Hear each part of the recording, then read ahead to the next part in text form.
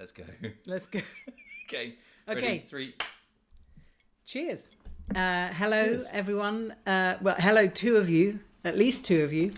I'm Kate Dimbleby, and this is Rue Howe. And we're making this podcast about Pluribus because Rue is a kind of passionate nerd about film and TV and has been trying to persuade me for years to watch sci-fi. I have taken every opportunity to walk in the opposite direction. And I don't know what's happened, but something's ground me down, and I've agreed to just try and watch this series with him. And Well, I told you this might be amazing. you thought it might be like an era-defining series. I thought it might be. And I thought also it would be fun to do this because we work together and we live together and we raise children together and we need more things to do together. Yeah, it's like an excuse to talk about something other than the children and the business. Right. To talk about someone else's series. Which we do when we're watching television and all the amazing things that we watch on Apple TV. Yeah. But also, I thought it's just fun to whip up a podcast with a 360 camera. That's what's filmed in this. That was of our 2 comments that we've had. Thank you very much from the people who watched our 15-minute pre-episode. Actually, 3 comments or so? Most of them were... My brother. What was that amazing intro shot? I'm not sure anybody watched the rest of it, apart from my sister who said Kate's face when she's listening to you talking about arcane facts that she doesn't care about. So I'm going to try and not lecture you on I mean, that's pop culture. Firstly, nerdery. that is just my face. All right. Secondly, it did make me realise that I'm going to turn into my mother because that's her face when she's listening to quite often men talking about things in a lot of detail, more detail than she's perhaps asked about. So, but I feel like this is an opportunity for us to reset that balance and that stereotype. You did just say, actually, when we were just driving back from dropping our daughter off, that one of the reasons was at that point you didn't know anything about this series or anything about it. And I was like, and it's getting pretty good. And actually, best episode ever. I think that I'll try to do that a bit less and talk over you a little bit less. Okay. Thanks. Well, let's see. Okay. This is an experiment in listening. Let's see. Okay, episode 1, though, the important thing. We've just finished watching episode 1. Cutting to the chase. What do you think? Well, so firstly, I just want to say I apologise for not knowing who Ray, I seem to have an inability to pronounce her name. What an actress. I am someone who... I think one of the reasons I've switched off sci-fi and any of these forms previously is because I don't quite often have somebody like that to hold on to. Right. And it's a really beautiful... Already I'm kind of pretty into her experience of the world around her. Yeah. I felt watching it that so much of the episode was like a silent movie that I felt like I was watching like a classic 1920s silent film actress who was just doing everything without words. She's just amazing like that. It kind of gives me shivers. Yeah. I mean, I guess that's the whole conceit of the thing, right? So, and we're not going to save people on spoilers. No. If you haven't watched it, we're going to spoil the hell out of it right now. But the whole idea is she is the only woman. Well, she's one of 11 on Earth. We think. Maybe we've been told. And we watch that happen over that episode. She's kind of that realization of what's happening. And I guess my stereotypes of what sci-fi is thrown to the side, I was just kind of pretty into the storytelling of the piece. And I realise I've come late to the party. Breaking Bad, you've been going on about forever. Well, as you said before, you stopped watching that after the horrible ATM method episode where you were like, which was a very important episode in the arc of the series because I think it showed how horrible the whole business they were in was. But after that, you were like, this is dark, I'm out.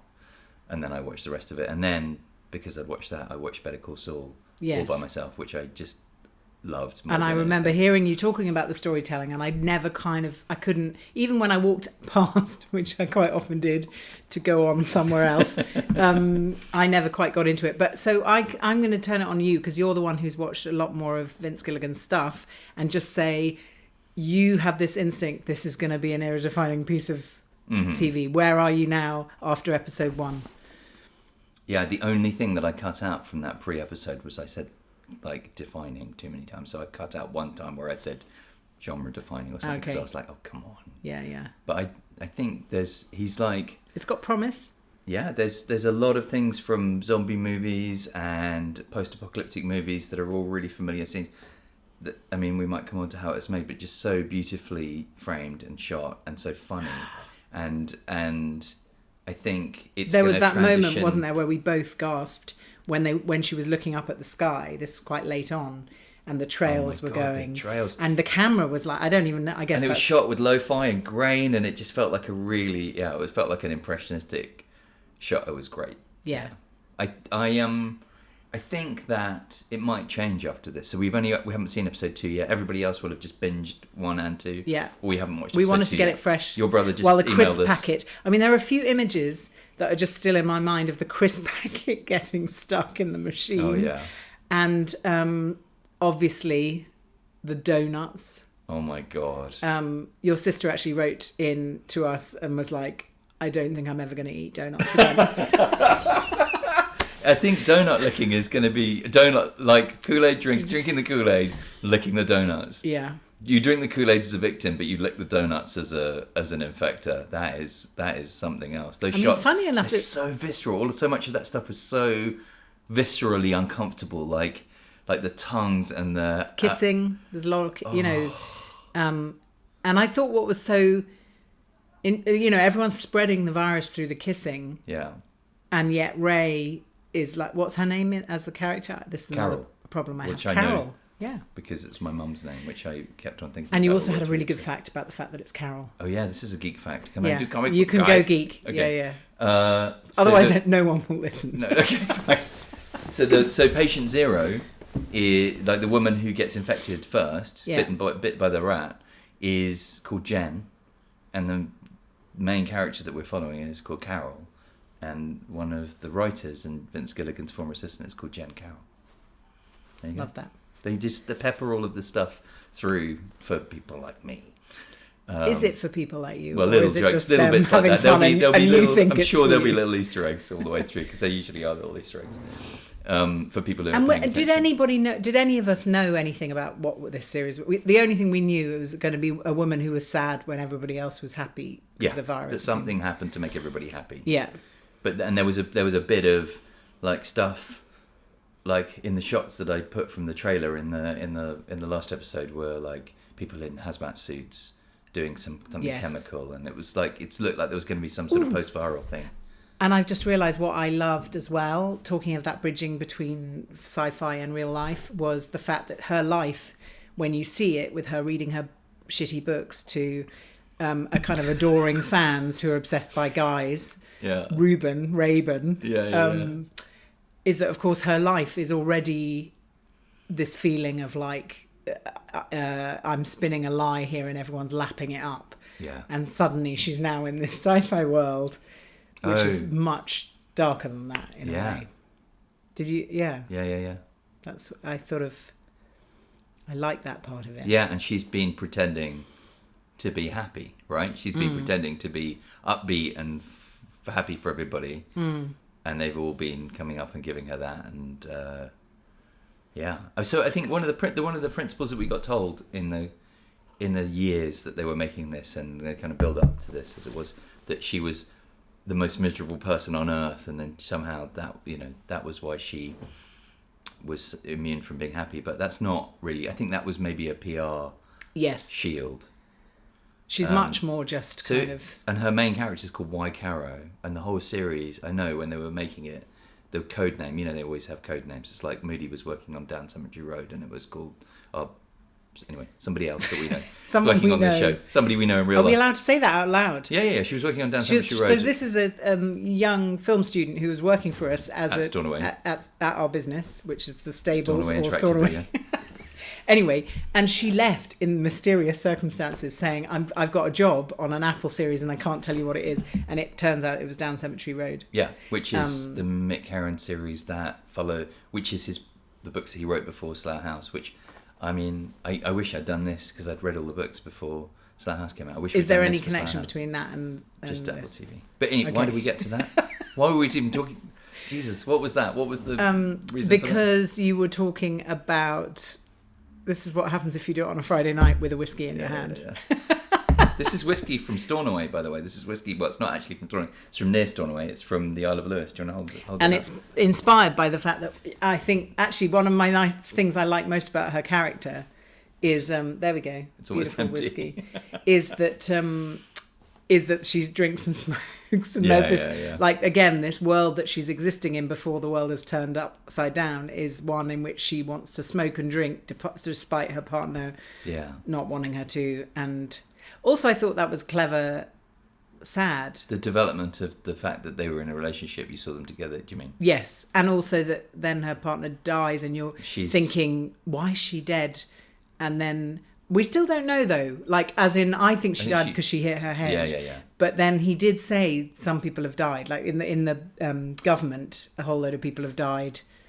But possibly just because they were doing things that, like, the government could have been in Air Force One or somewhere. That it was very funny, the idea that because he was in a suit. Oh, I love that. I love that. I took some notes along the way on this stuff, and that he happened to be wearing a suit. It was so great. Yeah, that beginning, should we just stepping through talking about things? Yeah, I've totally dived in all over the place. It's great. Is the beginning, yes. 439 days beforehand. Yes. Numbers, in these kind of things, numbers always mean something. I don't know what that means, but it'll mean something. Why 439 days?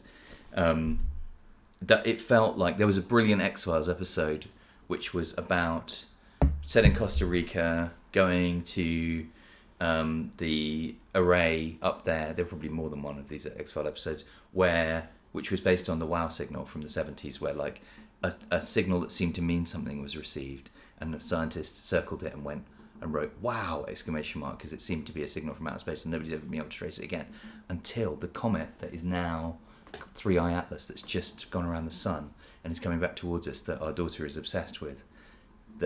I've realised I've gone into that phase. No, but there's a Harvard astronomer, sorry, I'll get over it really quickly. Harvard astronomer who thinks that there's a chance that it might be extraterrestrial, has come from the same part of space as the WOW signal came from. So anyway. Something else weirdly serendipitous happened today. What?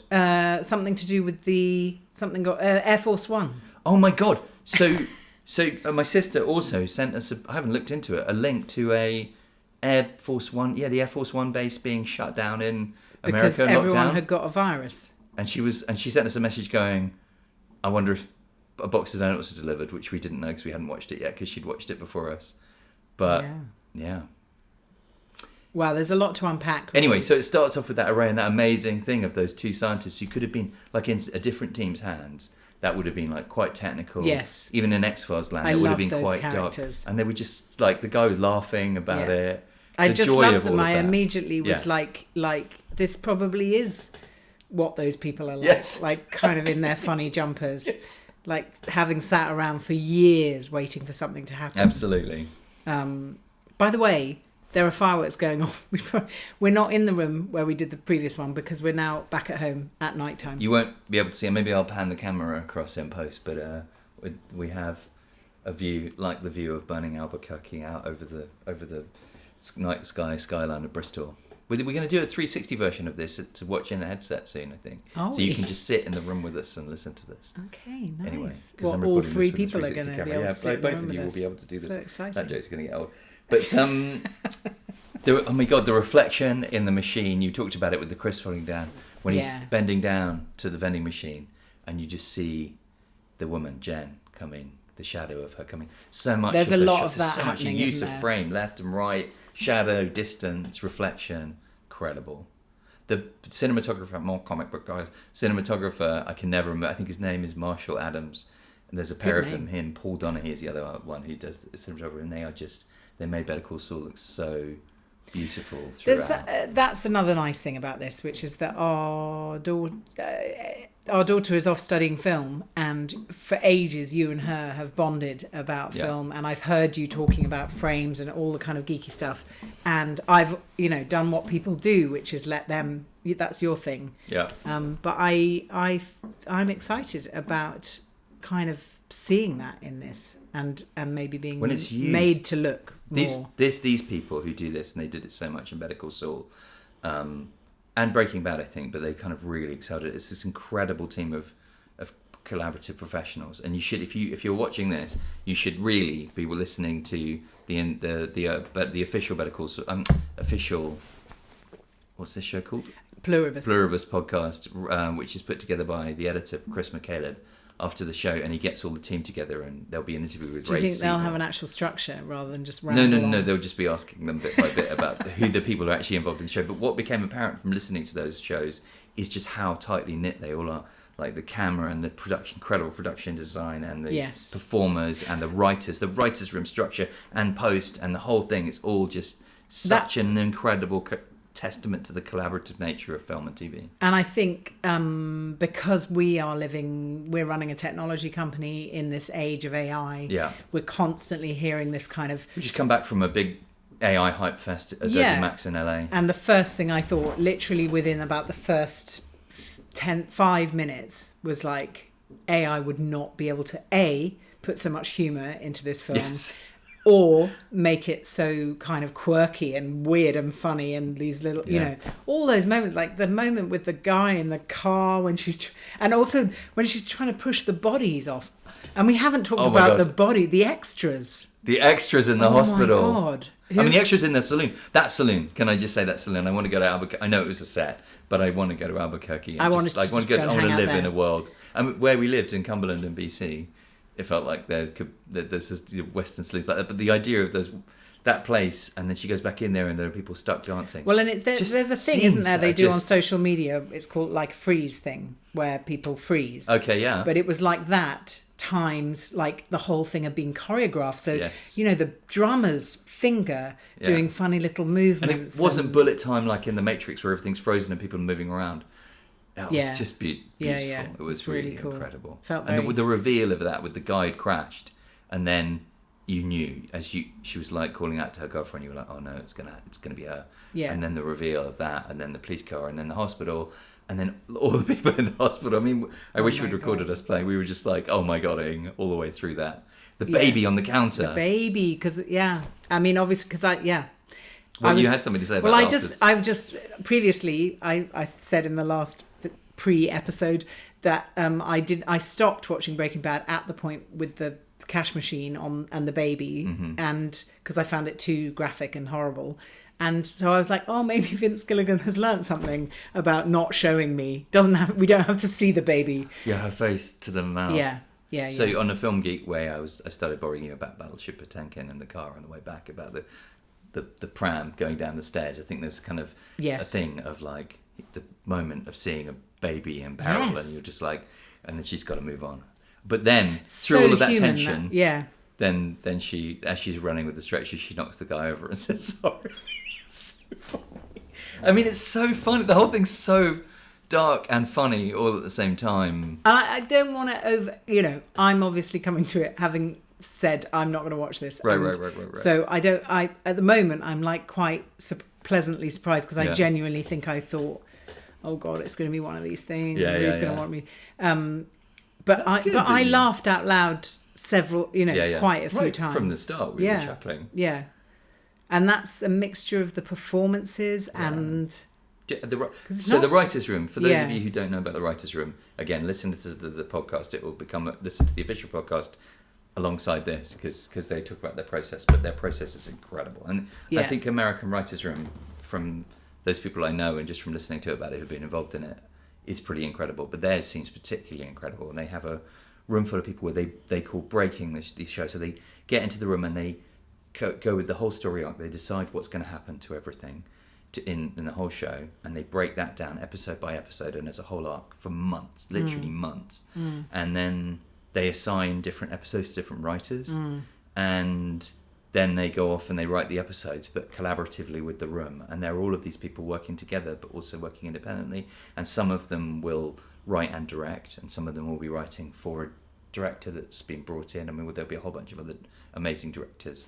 And some of them are people that Vince Gilligan and Peter Gould on Better Call Saul, but Vince Gilligan's worked with for years. Like Jen Carroll, I think, was his assistant, and then has become a writer and director, and Gordon Smith, I think, who's going to be a writer and director later in the series. Wow. And they're all people that have like grown up in this world. And these are all people who, I mean, as we know, have been writers have been so suffering over the past few Yeah. years with the whole AI encroachment, and I think Apple have been flying the flag of craftsmanship and writing, and I'm all in for kind of understanding what is the difference between something that is churned out versus something that has that process built into it, because I think we're in danger increasingly of losing our understanding of that process, maybe. Talking of losing our understanding of process. Yes. How many minutes have we been running? Well, I said to Kate, We're learning. Kate's making another podcast called Story Islands, which you should listen to, where she interviews some pretty amazing people. But as for Stornoway, interactive video podcast, and she has a very tight process. Very tight.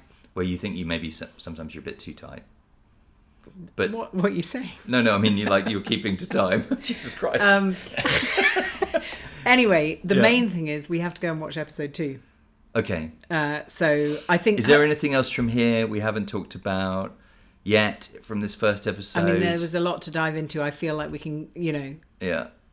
come back to it in episode 2 if we want. And actually, maybe we put this out and get people's thoughts so that we can feed that in. Yeah. The two people who are watching. Family. I know your brother, my sister. And actually quite a few other people. Amanda. Let's name people by names. Henry and Amanda. Hello, Henry and Amanda. And I don't think they've Alex. got this far. No, nobody's got this far. But this is why we sprinkle the names at the end to make people watch to the end. Alex, yes. Yeah. So Alex, give us some... You're going to watch? Give us some feedback, because we've never done this before. Yeah.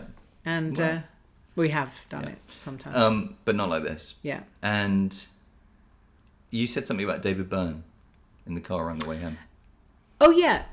It was about genre. It was about messing with genre. And I was listening to David Byrne talking to Louis Theroux, and I felt like Louis was going the old school route of like, in your day, David, you were making the genre, whereas now...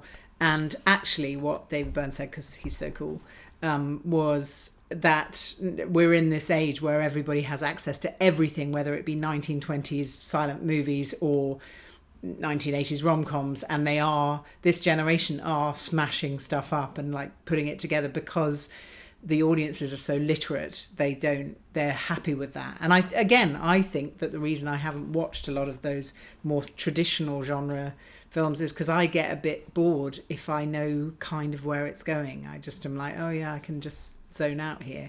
Whereas this is something different. Yeah. You feel it. So let's go and watch episode 2. Incredible. What's it called, episode 2? Do you know? I don't know. I do know it's called Pirate Lady. We haven't talked about the image. Oh yes.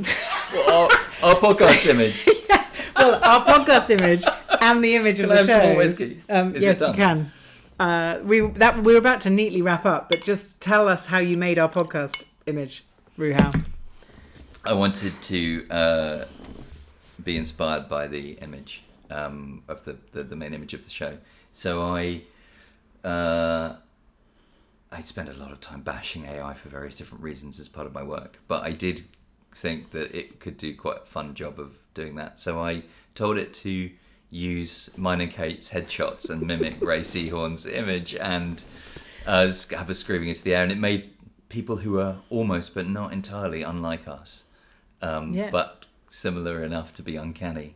Like our traitors selves. And I tried, for those of you who are interested in these things, because Henry asked about this, he asked about did we use Nano Banana. I tried using Firefly and Google via Adobe and Nano Banana. I ended up just putting it into ChatGPT and making me this image. And I think a lot of people don't know you can do that with ChatGPT. No, I you can didn't just know. say, make me an image. And you did feed our images into it. I have got a post on LinkedIn from a few days ago where I told it to draw a picture of the executive team of Stornoway going to meet the executive team of Adobe to do business, and it did, given that our team is, apart from me, women, it knows that, and Adobe's executive team also quite a lot of women. It did a lot of grey-haired men in neat haircuts, unlike this, in suits, shaking hands in ridiculous environments, and there's great solidarity. A man in a suit, as the series is showing. Yeah. Give the job to the man in the suit. Yeah. Luckily, he was wearing a suit. Where can people comment? Where do they comment? How does that work? Hello at Pluribusters.com Yes. is our email address. Or, given that most of you will know us, message us on WhatsApp. Check out Stornoway Interactive Video, which is an incredible platform for making anything interactive. And I think you can message us. We get to do that thing. We get to do the thing. What? Like, follow us and like us and give us a rating on Apple Podcasts. Yes. And maybe wait till the next few episodes and then give us a rating. and Spotify. The more follows and ratings and likes we get, the more likely we are to And be we want to discovered hear by what other you people. think, because I think that will help us Yeah. develop our structure. Maybe you fucking hate it, Yeah, but I don't think so. I think people are going to love it. I think they're going to love it. Some people are going to be like, I tell you who's going to not be into it. Who? Jemima. Jemima's going to be like, uniquely among all humans, because she's like Carol. She's always unique among all humans. Uniquely among all humans. I find it tired, and You can't. I love that about her. I mean, I sound like I don't love that about her, but I do genuinely love that about her. Jemima, when you're watching this. I think that's that what with this love. is going to be about. I'm interested. Actually, that's a good place to leave, which is that with the crowd speaking crowd language to her like a Greek chorus. Yeah. Oh, I am quite classical again. interested to know how they're going to continue that, because for me that is going to get tired. But I think this is where it's going to go beyond. My guess is we're going to get out of the apocalypse genre. Yes. Into not situation comedy, but maybe something like that was the crazy thing about the other shows is like Henry. I said that it was about the pilot episode of Breaking Bad the other day, but actually it was Henry saying about. Sorry, I said that it was about Better Call Saul, but it was actually Henry talking about the pilot episode of Breaking Bad. Is that you get to the end of it and you think that you've seen the whole thing, and actually then they're going to milk it for another 5 seasons of incredible stuff. And I think similarly we'll have got to the end of this is just the end of the setup. Yeah. And now we're going to find out what the actual show is going to be like, which is going to be character based. Yes. This is why I never get beyond the setup.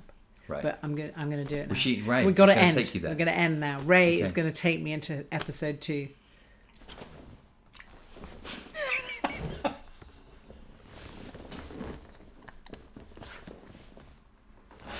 Oh, it feels good. Later, in another episode, I'll show you a trick I have with my No. tooth. Okay, not now though. Okay. Okay, bye. Bye. Thanks very much for watching Thank this you. far, and see you on the next one. We're going to go and watch it now. Join us. We're out of whiskey.